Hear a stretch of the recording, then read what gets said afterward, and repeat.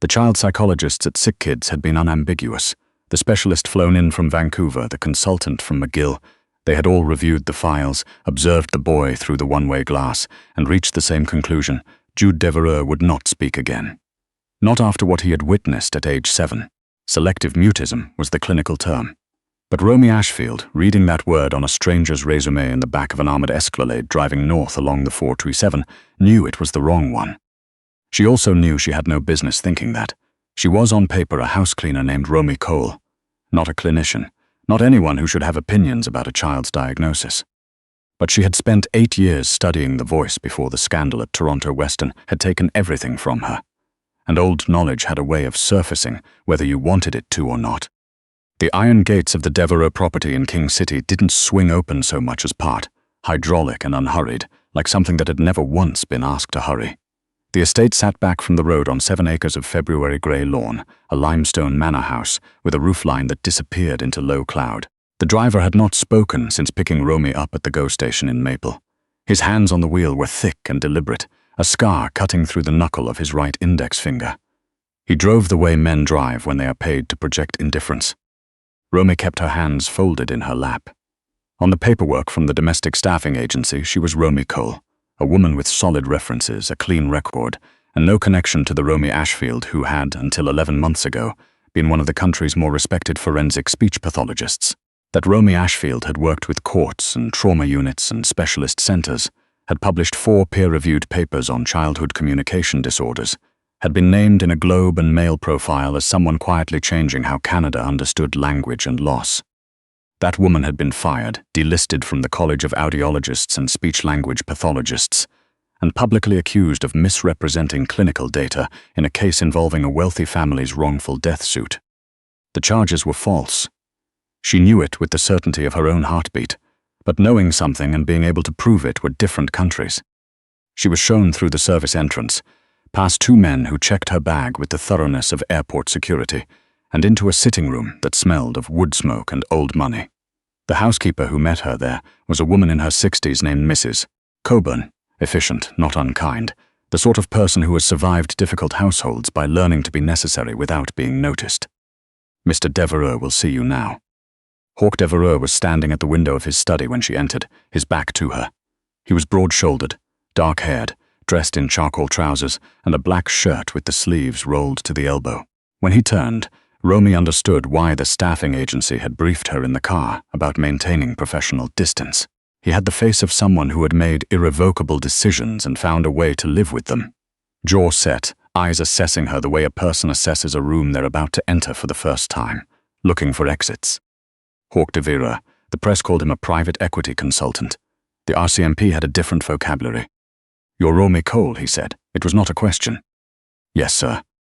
He walked toward her slowly, stopping close enough that she could smell cedar and something colder underneath it. He looked at her for a long moment, the kind of look that is not meant to be comfortable. "The rules are simple. You clean the east wing and the kitchen. You do not enter my office. You do not speak to my associates when they're here. And my son." He paused, and something shifted behind his eyes, the smallest tightening. "My son has a condition. He doesn't speak. He has a therapist who handles his sessions 3 times a week. You are not to engage with him beyond basic courtesy, and you are absolutely not to try to draw him out. The last woman who thought she was helping set him back 3 months. He looked at her steadily. Are we clear? Completely, Mr. Devereux. Good. For the first week, Romy was a shadow. She learned which floorboards creaked in the upstairs hallway, that the estate's security rotation changed at 7 in the morning and 7 at night, that Mr. Devereux left before 6 and returned at irregular hours, sometimes smelling of cold air and tension, sometimes of expensive scotch.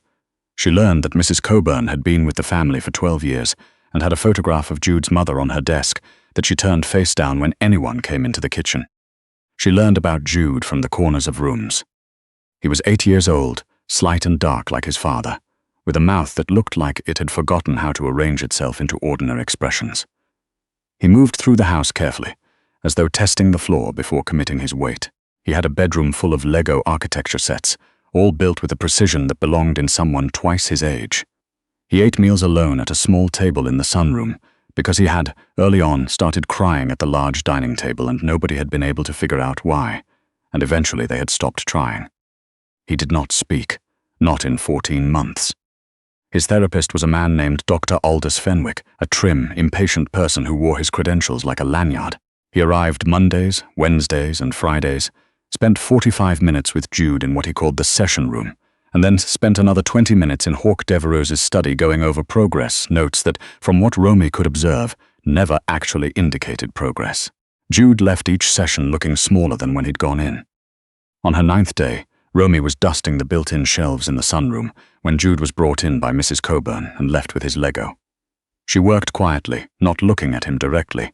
She had learned already that direct attention made him go still the way animals go still before they decide to flee.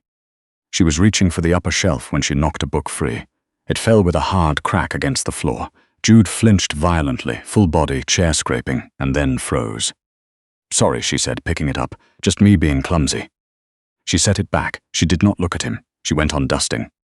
And then she heard it. A sound. Not a word. Not quite a breath. Something between them, the ghost of an attempt, a shaped exhalation, like the first half of a sound that had been called back before it could become anything. She did not react. She kept her back to him and counted to 10 in her head. She had heard that sound before, not in a child who could not speak, in a child who had decided not to, which was an entirely different diagnosis and an entirely different prognosis. The next day, Dr. Fenwick arrived, and Romy stayed close enough to the hallway to hear what she needed to hear. The session was conducted in a flat, repetitive cadence, questions asked not to be answered, but to demonstrate that answering was the child's failure. When Fenwick emerged 40 minutes later, he was checking his phone before the door had finished closing behind him. She stayed up that night, thinking about baclofen. Not the drug, the principle. What you give someone to stop them struggling is not always medicine. On the 12th day, she made her move. It was small. Romy had asked Mrs. Coburn, carefully and without explanation, whether Jude was allowed to listen to music. Mrs. Coburn had said nobody had thought to try it. The next afternoon, while cleaning the sunroom, Romy set her phone on the shelf and played, quietly, the first movement of Barber's Adagio for strings. She didn't look at Jude. She cleaned. The music filled the room the way winter light does, slowly then all at once. At the 4-minute mark, she heard him draw a breath that was different from his other breaths. Longer. Deliberate. The breath of someone who is listening and has, for a moment, forgotten to be afraid. She waited another 3 days before she went to him at night. It was 11:30. The house was settling into its winter stillness, the heating ticking through the baseboards. Romy moved down the hallway in dark clothes, knowing which cameras had a slight lag in their rotation. She had mapped this, not for any sinister reason, but because when you have been wrongly accused of one thing, you learn to be very careful about how you do every other thing. She opened his door softly. The nightlight was a small lighthouse, rotating its beam across the ceiling in a slow, patient arc. Jude was awake. He watched her from the bed with eyes that were not afraid, only watchful in the way of a child who has learned that being afraid is expensive. "Hey," she said quietly, sitting on the floor beside the bed so she was below his eye level. "I'm Romy.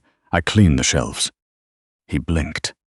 She pulled out a small notebook and wrote a word on it in block letters and held it up. "Safe." He looked at it for a long moment. "I'm not going to ask you to talk," she said. "I just wanted you to know something." She tapped the notebook. "That sound you made yesterday. When the book fell, I heard it." Something passed across his face. Alarm, then something more complicated. "It wasn't wrong," she said. "It was right. It was your voice trying to come home." She kept her own voice very level. "The doctors think your words are gone, but I've heard a lot of voices that people thought were gone. They weren't gone. They were just waiting somewhere safe." She held up the notebook again and wrote, "Do you want to try?" He stared at it for such a long time she thought he was going to look away.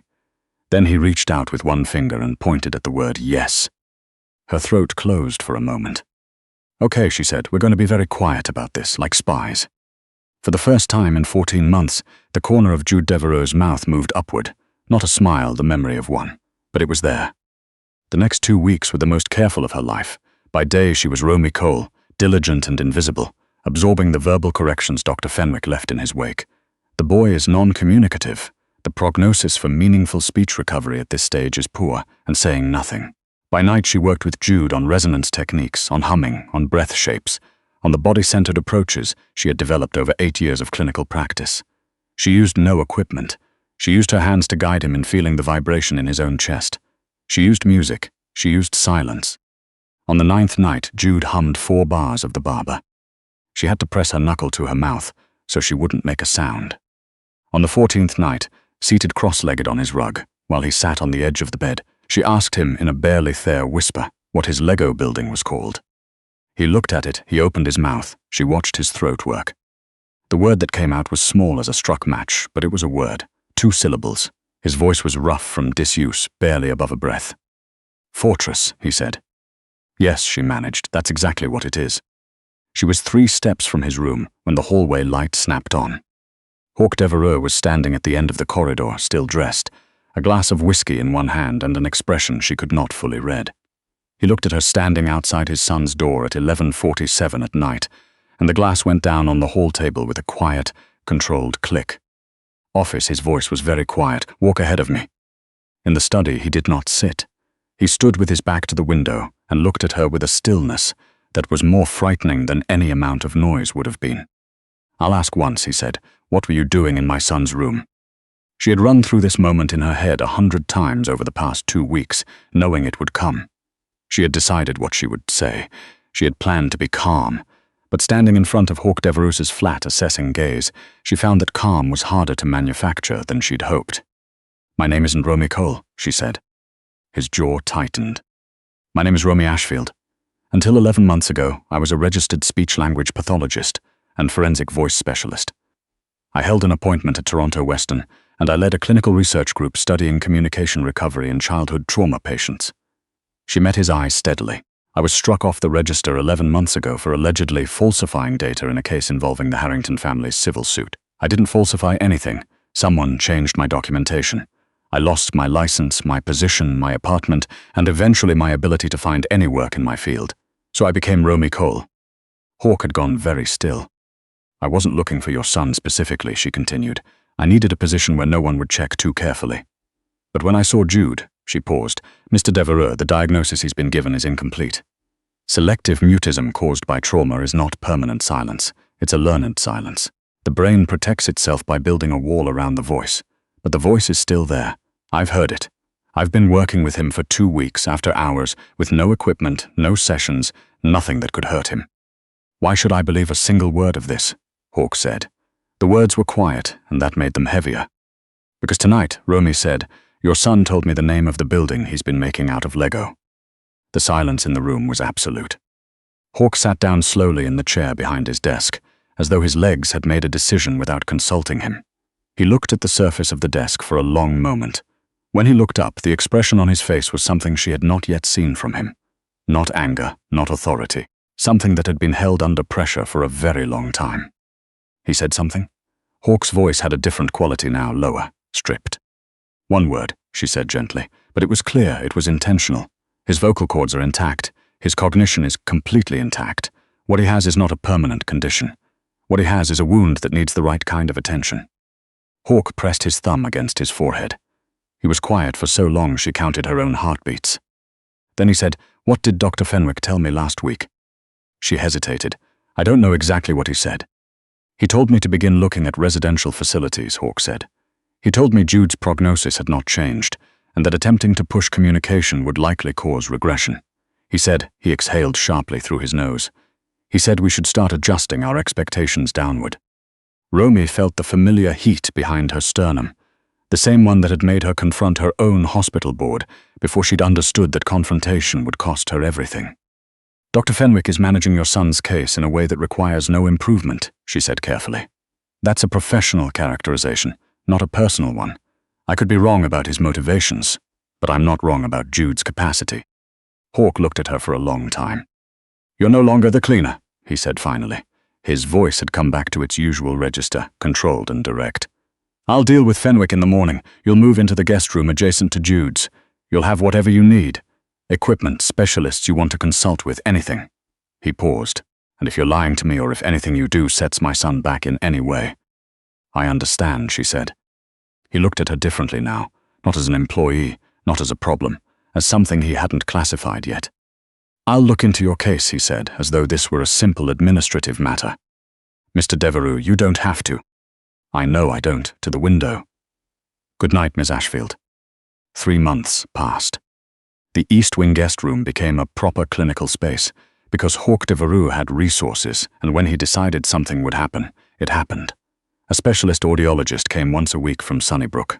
Romy built a program around music-based therapy, structured play, and the resonance technique she had refined over years of work that no longer existed on paper anywhere, only in her hands and her memory. Jude was not a passive patient. He was, it turned out, fiercely intelligent and possessed of a dry 8-year-old sense of humor that communicated itself clearly through eyebrow movement and strategic Lego placement long before his words came back in earnest. The first full sentence he spoke, on a Tuesday afternoon in April with grey lake light coming through the window, was directed at the family's retriever, who had knocked over a complex Lego construction. "You did that on purpose," he said with the clear diction of someone who had been practicing alone in the dark. Romy had to step into the hallway and press her back against the wall for 30 seconds. Hawk had taken to appearing in the doorway of the therapy room in the late afternoons, leaning against the frame with his jacket off and his arms crossed, watching. He never interrupted. He brought her coffee once without being asked, and she noticed he'd remembered she didn't take sugar. One evening in late April, he found her on the back terrace as the last light went out over the conservation land behind the property. He stood beside her and said, "Without preamble, I had people look into the Harrington case." She turned. "Your documentation was changed from an internal administrative override at the hospital," he said. "The original clinical files, your actual files, were archived on a secondary server that wasn't wiped correctly." He looked out at the tree line. "The modification timestamps don't match the logged session times. Someone else altered the records. And the firm that filed the complaint against you had received a wire transfer 2 days before they filed it, routed through 3 shells." Romy's hands had gone cold.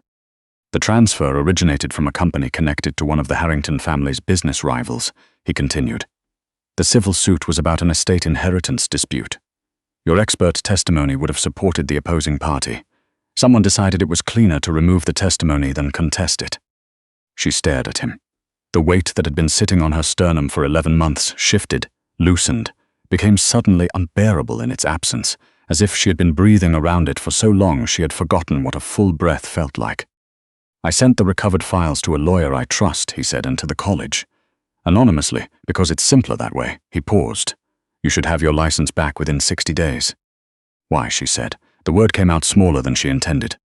He looked at her then, and something crossed his face that she had only glimpsed once before, in the study the night she'd told him about Jude's word. "Because my son said his first sentence to a dog instead of me, and I would like to be around when he stops doing that." He looked back at the darkening tree line. "And because the Devereux family does not let debts go unpaid." He turned toward her, and the space between them was smaller than it had been a moment ago, though neither of them had moved. Whatever happened next was interrupted by the sound of the front gate alarm firing, not the standard notification, but the breach sequence, 3 short pulses that Romy had heard tested once during a drill and never expected to hear in earnest. Hawk moved in the same instant, his body shifting from stillness to action with a fluency that came from years of living inside threat. He pulled her sideways by the arm, putting the terrace wall between them and the front of the property. And then there was a concussive thud from the east end of the grounds and every outdoor light cut dead. "Stay here," Hawk said. She did not stay. She heard Jude's window above them. She was up the back stairs before she could make a decision about it, instinct moving her body while her mind tried to catch up. The hallway was dark. She reached Jude's room, found him standing in the middle of it in his socks, stiff with a kind of fear that was too old for his face. Arms around her neck, she had him before she'd thought about it. "I've got you. Come on, we're going to be very quiet." They were in the back passage behind the kitchen when the door at the far end opened.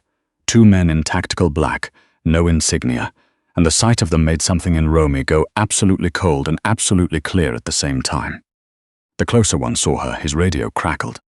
She pulled back into the utility closet, pressed Jude against the wall behind her, and stood in the dark with her hand over the door handle and listened to the men move through the kitchen. Jude's breath was warm and fast against her collarbone.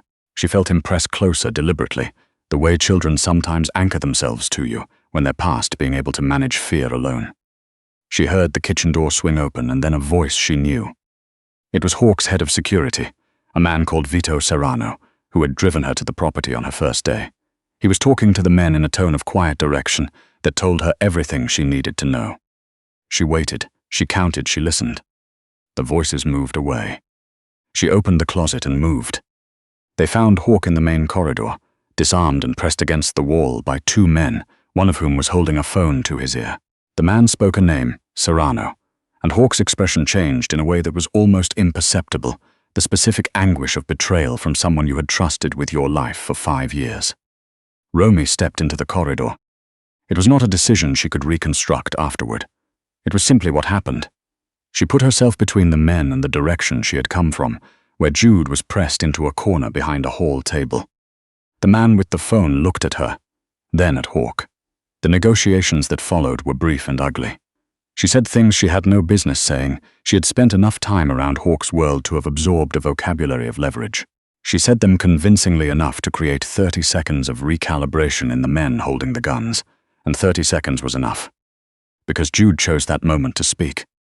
He came around the table and walked into the corridor and said in his new ragged voice, his recovered voice, "Leave her alone." Absolute stillness. Hawk made a sound she had never heard from him before. Something that had no name in the register of sounds she had learned to classify professionally. The distraction lasted only seconds, but it was enough. Two of Hawk's security who had been circling from the far wing hit the corridor from opposite ends. The standoff resolved with a violence she looked away from, pressing Jude's face against her shoulder, covering his ears the way she had. Once covered her younger sister's ears in a hospital corridor when the news was coming that they already knew. Later in the bright, ruthless light of a hospital corridor, because the wound in Hawk's side had required a hospital no matter what he said about it. She sat in a waiting room chair with Jude asleep across her lap and blood that was not her own drying on her sleeve. Vito Serrano had been handed to the RCMP by Hawk's lawyer before the ambulance had finished loading. Somebody named Ferris, whose connection to the incursion was apparently long-standing, had been collected at his home in North York by people Romy decided not to ask too many questions about. She sat and watched the hallway doors and waited. The surgeon came out 3 hours later and told her the patient was stable, which was not the same thing as fine, but was more than she had been promised by the arithmetic of the night. She was still in the chair at 6:30 in the morning when Jude woke up and said without preamble, "He's going to be okay." "I know," she said. "You fixed him before," he said. "When he got hurt in the hall, you told them what to do." She had, in fact, improvised a pressure dressing in the corridor using her jacket and directed the paramedics with a clinical specificity that had surprised even her. The old training surfacing the way old knowledge does. "I fixed him a little," she said. "The doctors fixed the rest." Jude settled back against her side. "You're good at fixing things," he said. He was quiet for a moment. "I think my dad knows that." She didn't answer. She put her arm around him and watched the hallway doors. Hawk was discharged 4 days later. He came home to a house that felt different, quieter in some ways, louder in others. Jude met him at the door, not in the careful peripheral way he'd moved around everything for 14 months, but directly at the door in his socks. Hawk crouched down and Jude put both arms around his neck. Romy watched from the hallway. She had been planning, in a muted and responsible way, to start thinking about what came next. Her license would be reinstated. There were hospitals that would know her name again. There was a life somewhere that didn't belong to this limestone house in King City. She was thinking about this practically, and without drama, when Hawk looked up from where he was crouched with his son and found her eyes. He said, "You're planning to leave." It wasn't a question, so she didn't answer it like one. "I have a license to get back," she said, "and a career." He stood slowly, one hand still on Jude's shoulder. He looked at her the way he had looked at the conservation land that evening on the terrace. Before everything, a long, straight-on look that didn't ask for anything and wasn't trying to convince her of anything. It was just accurate. "Jude," he said, "can you give us a minute?" Jude looked between them with the evaluative intelligence of a child who has been listening carefully to adults for a long time. "She should stay," Jude said, with the directness of someone who has recently remembered that words are useful. He walked past both of them toward the kitchen. "She makes things less wrong." Hawk watched him go. The corner of his mouth moved. "He's not wrong," Hawk said. He looked back at her. "I'm not going to argue with you about your career. You've earned every part of it back. But I want you to know that whatever you decide, you made something possible in this house that I had stopped believing was possible." He held her gaze. "And I would like to find out what else you might make possible if you stayed." She thought about the sterile clarity of hospital corridors, which she had missed. She thought about the sound of Jude saying fortress into the dark of his room, a word like a light coming on. She thought about Hawk in a hospital corridor, his face the color of old paper, reaching for her hand while they loaded him onto a stretcher. She'd spent 11 months reduced to the wrong version of herself. She was not interested in half a life in either direction. "What exactly are you proposing?" she said. "That you set up a proper clinic," Hawk said, "in the East Wing. We'll build it out properly. There's a foundation that needs a director. We've been trying to get it off the ground for 2 years. Pediatric communication recovery, funded privately, operating independently. You'd answer to no one." She looked at him, and personally he added in the same direct, unhurried way. She didn't answer immediately. She held the word. "Ask me again in the morning," she said, "when you've slept and you're certain." He almost smiled. "I'll ask you at breakfast." He did, and she said yes. The following September, on a Saturday morning that was just warm enough for the grounds to be in use, the Jude Devereux Center for Pediatric Communication Recovery opened in the converted East Wing of the King City estate. There were families there, and clinicians, and a journalist from the Star, who had covered the story of Romy Ashfield's wrongful delicensing, and who was now covering the other half of it. There was a small string quartet playing near the garden. There were children, actual children, some of them silent, some of them loud, most of them somewhere in the vast middle ground, and their parents, who had driven from Barry and Hamilton and as far as Sudbury, because they had heard that something was being done here that wasn't being done elsewhere.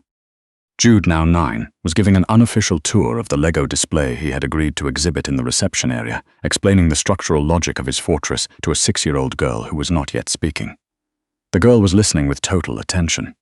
Jude did not push her toward words. He just talked and let her be exactly where she was, because he remembered what it felt like to be there, and he had learned from someone that that was the right way to do it. Romy watched him from across the room. Hawk came to stand beside her. He put a hand at the small of her back, a quiet thing, a private thing. "He's good at this," Hawk said.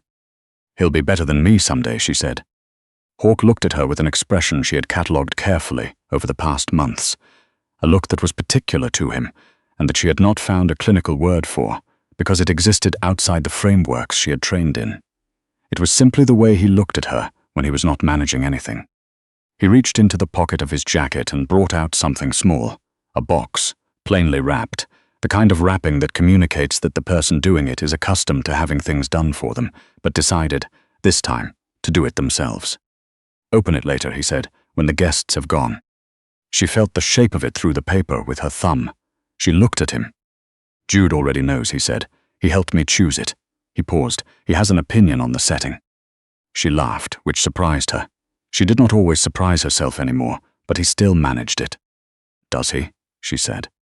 He said, and I am quoting, "Don't get the one with the small diamonds because they look like they're trying too hard." She pressed her lips together. The sun was doing something cooperative on the grounds, the kind of specific September light that happens in Ontario when the season is just beginning to reconsider itself. Across the room, Jude had found a piece of Lego in his pocket and passed it to the small girl, who turned it over in her hand with the absorbed seriousness of someone receiving something real. She looked back at Hawk. "Tell him," she said, "that the setting is perfect."